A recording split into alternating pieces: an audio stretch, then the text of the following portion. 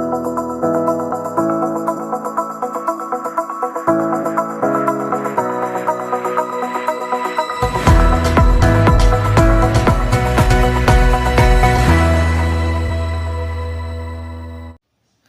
Friends, welcome to 4 Star Studios. வாங்க, இன்னைக்கு Deepavali special பாரம்பரியமான லாடு, உருண்டைன்னு சொல்லுவாங்க, இல்லைன்னா லட்டுன்னு சொல்லுவாங்க. தீபாவளினா எல்லாருடைய வீடுகள்லையும் இந்த லட்டு கண்டிப்பாக இடம் பிடிச்சிருக்குங்க. அந்த தீபாவளி பட்சணங்களில் இந்த லட்டுங்கிறதும் ஒரு முக்கியமான இடத்தை பிடிச்சிருக்கும். பெரும்பாலான பேருக்கு இது ஏற்கனவே பரிச்சயமான ரெசிபி தான். பிகினர்ஸாக இருந்தீங்கன்னா இந்த வீடியோ உங்களுக்கு ரொம்பவே யூஸ்ஃபுல்லாக இருக்கும். கொஞ்சம் கூட உடஞ்சி போகாமல், உதிர்ந்து போகாமல், இதே மாதிரி பர்ஃபெக்டான ஷேப்பில் ரொம்ப சூப்பராக இந்த லாடு எப்படி ஈஸியாக வீட்டிலையே செய்யலான்னு பார்க்கலாம் வாங்க. இப்போது இந்த லாடு செய்கிறதுக்கு பாருங்கள், நான் 1 கப் அளவுக்கு பொட்டுக்கடலை எடுத்திருக்கேன். உடச்ச கடலைன்னு சொல்லுவோம் இல்லையா, பொட்டுக்கடலை, அந்த பொட்டுக்கடலை எடுத்திருக்கேன். இதோட வெயிட் பார்த்திங்கன்னா 150 கிராம் இருந்தது. இதை நம்ம லேசாக ஒரு நிமிஷத்துக்கு மட்டும் வெறும் வானலியில் சேர்த்து நம்ம ஃப்ரை பண்ணிக்கலாம். ஏன்னா இந்த மாதிரி நீங்கள் வறுத்துட்டு செய்யும் போது இந்த பொட்டுக்கடலுடைய வாசனை நம்மளுடைய அந்த லாடு இல்லைன்னா உருண்டையில் ரொம்பவே நல்லாயிருக்கும். ரொம்ப அதை கருகி போயிடக்கூடாது, ரொம்ப சூடு ஏறணும்னு அவசியம் கிடையாது. ஒரு நிமிஷத்துக்கு மட்டும் நல்லா சிம்மில் வச்சு வறுத்துக்கோங்க. லேசாக அந்த சூடு அதில் ஏறினா போதும். ரொம்ப நேரம் வறுத்து அந்த பொட்டுக்கடலை ரொம்ப கிறிஸ்பியாக இருக்கணும் அப்படிலாம் நீங்கள் பார்க்க வேண்டாம். ஏற்கனவே இது நல்லா கிறிஸ்பியாக தான் இருக்கும். இருந்தாலும் ஒரு வாசனைக்காக நம்ம இதை 1 நிமிஷம் மட்டும் வறுத்துக்கிறோம். வறுத்துட்டு இதை ஒரு பக்கம் ஆற வச்சிடலாம். இப்போது ஒரு டீஸ்பூன்லேருந்து 2 டீஸ்பூன் வரைக்கும் கொஞ்சமாக நெய் சேர்த்துக்கோங்க. எதுக்குன்னா நம்ம முந்திரி பருப்பு வறுத்துக்க போகிறோம்.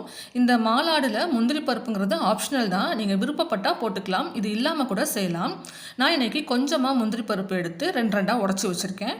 அதை இந்த நெய்யில் சேர்த்து கொஞ்சமாக ஒரு நிமிஷம் நீங்கள் நல்லா ஃப்ரை பண்ணிங்கன்னா அதோடைய கலர் லைட்டாக சேஞ்ச் ஆக ஆரம்பிக்கும். அந்த அளவுக்கு இதை ஃப்ரை பண்ணி எடுத்துக்கலாம். பாருங்கள், இந்த மாதிரி நல்லா பொன்னிறமாக வரும்போது இதை எடுத்துடலாம்.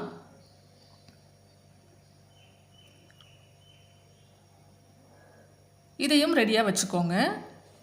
இப்போது நம்ம வறுத்து வச்சுருக்கிற அந்த பொட்டுக்கடலை இருக்கு இல்லையா, அதை ஒரு மிக்ஸி ஜாரில் நான் சேர்த்துக்கிறேன். நம்ம இன்றைக்கி 150 கிராம் அளவில் கம்மியாக செய்கிறோம் அப்படிங்கிறதுனால இதை நான் மிக்ஸி ஜார்லேயே அரைச்சிக்கிறேன். நீங்கள் அதிகமான அளவில் செய்கிறீங்க அப்படின்னா நீங்கள் 2-3 தடவை இந்த மிக்ஸி ஜாரில் போட்டு அரைச்சிக்கிற மாதிரி இருக்கும். நான் இப்போ ஒரே தடவையிலேயே அந்த 150 கிராம் பருப்பையும் பொட்டுக்கடலையும் சேர்த்துட்டேன். வாசனைக்காக ஒரு 4 ஏலக்காயும் சேர்த்து இதை நல்லா நைஸ் பவுடராக அரைச்சி கொண்டு வந்துடலாம். இதை சலிக்கணுங்கிற அவசியம் கிடையாது, சலிக்க தேவையில்லாத அளவுக்கு நல்ல நைஸாகவே பவுடர் ஆகிடும்.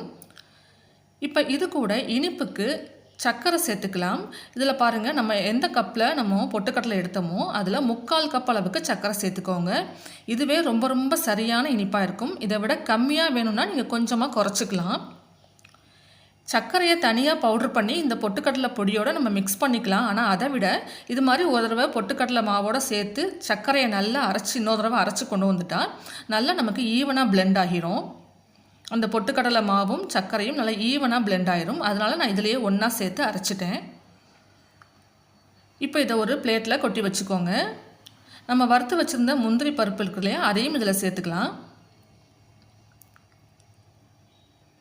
இப்போ நம்ம முந்திரி வறுத்த அதே சின்ன அந்த பேனில் நான் ஒரு 15 டேபிள் ஸ்பூன், இந்த பாருங்கள் கொஞ்சம் பெரிய ஸ்பூன் தான், டீஸ்பூன் கிடையாது, டேபிள் ஸ்பூனில் 15 டேபிள் ஸ்பூன் அளவுக்கு நெய் எடுத்து ஹீட் பண்ணிக்கிறேன். நெய் ரொம்ப புகையாக காஞ்சிடக்கூடாது, நல்லா ஹீட்டாக இருக்கணும். நெய் சூடு கம்மியாகவும் இருக்கக்கூடாது, அதை பார்த்துக்கோங்க. நல்லா ஹீட்டாக இருக்கணும். ஆனால் ரொம்ப புகை வர அளவுக்கு, அந்த நெய்யோடைய ஸ்மெல்லு மாறி போகிற அளவுக்கு காய்ச்சல் இருக்கக்கூடாது. நம்ம இப்போ ஒரு 15 டேபிள் ஸ்பூன் அளவுக்கு நெய் எடுத்துக்கிறோம். நான் எதுக்கு இதை உங்களுக்கு காமிக்கிறேன் அப்படின்னா, எத்தனை டேபிள் ஸ்பூன் நெய் நமக்கு இந்த மாவு உருண்டையை ரெடி பண்ணுறதுக்கு தேவைப்படுது அப்படிங்கிறத நீங்கள் தெரிஞ்சுக்கணும் அப்படிங்கிறதுக்காக தான். இப்போ நீங்கள் கவுண்ட் பண்ணியிருந்தீங்கன்னா நான் ஒரு 15 டேபிள் ஸ்பூன் நெய் இப்போ இதில் சேர்த்துருக்கேன். இது லேசாக நல்லா சூடு வர வரைக்கும் வெயிட் பண்ணுங்கள். பாருங்கள், அது மேலே சின்ன சின்னதாக பபிள்ஸ் வரும், அது வரைக்கும் மட்டும் சூடு பண்ணி எடுத்துக்கோங்க. ரொம்ப புகையை காய விட்டுடக்கூடாது. இப்போ உங்களுக்கு பார்த்தா தெரியும், லேசாக அதில் பபிள்ஸ் வர ஆரம்பிச்சிருக்கு பாருங்கள். இந்த அளவுக்கு மட்டும் நல்லா காய வச்சு எடுத்துக்கோங்க.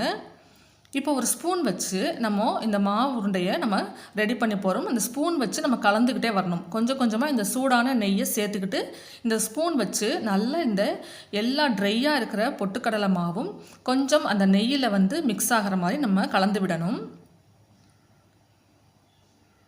நெய் வந்து நல்லா சூடாக இருக்குது அப்படிங்கிறதுனால நீங்கள் உடனடியாக இதில் கை வச்சு நீங்கள் ரெடி பண்ண முடியாது. அதனால தான் ஒரு ஸ்பூன் வச்சு இப்படி கலந்துக்கிட்டே வாங்க. 1லேருந்து 2 டேபிள் ஸ்பூன் நெய்யை இதில் சூடான நெய்யை சேர்த்து எல்லா மாவுலையும் அது ஸ்ப்ரெட் ஆகிற மாதிரி, அந்த ட்ரையாக இருக்கு இல்லையா அந்த மாவு அதில் ஸ்ப்ரெட் ஆகிற மாதிரி மிக்ஸ் பண்ணிக்கிட்டே வாங்க.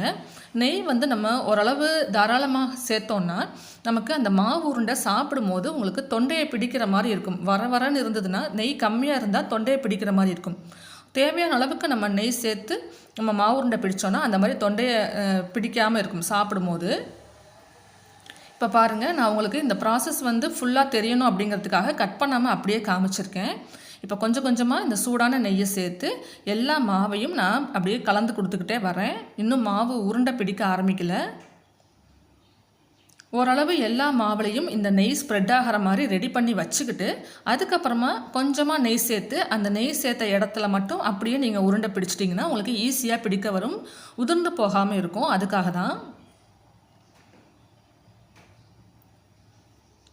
இப்போ நீங்கள் பார்த்தீங்கன்னா தெரியும், எல்லா மாவுமே ஓரளவு இந்த நெய்யில் வந்து ஸ்ப்ரெட் ஆகி அப்படியே ஈரமாகிக்கிட்டே வருது. அந்த நெய் பட்ட இடம் மட்டும் மாவு வந்து கொஞ்சம் கொஞ்சமாக கலர் மாறிக்கிட்டே வருது பாருங்கள். நெய் வந்து சூடு ஆறிடக்கூடாது. ஒருவேளை ஆறிடுச்சுன்னா திரும்ப அடுப்பில் வச்சு லைட்டாக ஹீட் பண்ணி எடுத்துக்கோங்க.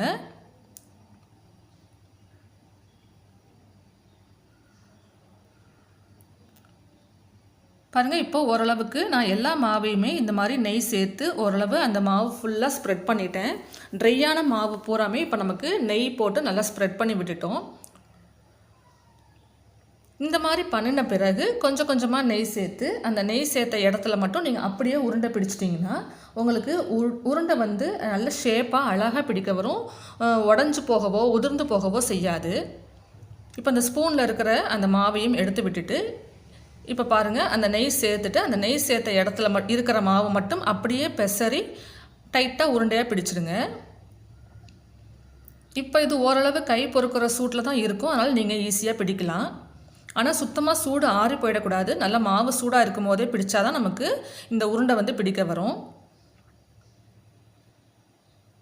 பாருங்கள், நல்லா அழுத்தி பிடிச்சிட்டிங்கன்னா அது உடையவே செய்யாதுங்க, ரொம்ப சூப்பராக இருக்கும். நெய்யும் நம்ம கொஞ்சம் தேவையான அளவுக்கு சேர்த்து செய்யும் போது இந்த மாவு உருண்டை இல்லைன்னா அந்த லாடு வந்து உங்களுக்கு தொண்டையை பிடிக்காமல் இருக்கும் சாப்பிடும்போது. பாருங்கள், இது மாதிரி ஒரு பிளேட்டில் எடுத்து வச்சுக்கோங்க. அந்த நெய்யை சேர்த்துட்டு அந்த நெய் சேர்த்துருக்கிற இடத்துல இருக்கிற மாவை மட்டும் அப்படியே கலந்து உருண்டை அழுத்தி பிடிக்க ஆரம்பிச்சிடுங்க. அவ்வளவுதான்.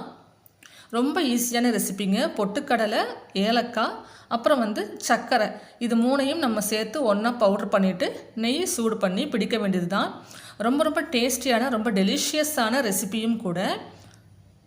குழந்தைங்களுக்குலாம் ரொம்பவே பிடிக்கும். தீபாவளினா கட்டாயம் இந்த மாவு உருண்டை எல்லார் வீட்லேயுமே செய்வாங்க. இதை மாவு உருண்டை இல்லைன்னா லாடு அப்படின்னு கூட சொல்லுவாங்க. நல்லா அழுத்தி பிடிச்சிக்கோங்க, அவ்வளவுதான். இதை அப்படியே நீங்கள் வச்சிட்டிங்கனாக்கா செட் ஆகிரும், உங்களுக்கு உடஞ்சி போகாது. ஆனால் நீங்கள் நெய் நல்லா சேர்த்துருக்கிறதுனால வாயில் போட்டோன்னே அப்படியே கரைஞ்சி போயிடும்.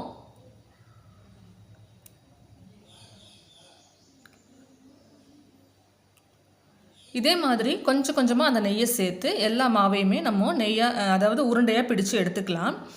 நல்ல வாசனையாக கமகமன்னு நெய் மணத்தோட ரொம்ப ரொம்ப டேஸ்டியான மாவு உருண்டை தீபாவளிக்கு இந்த தடவை நீங்களும் ட்ரை பண்ணி பாருங்கள்.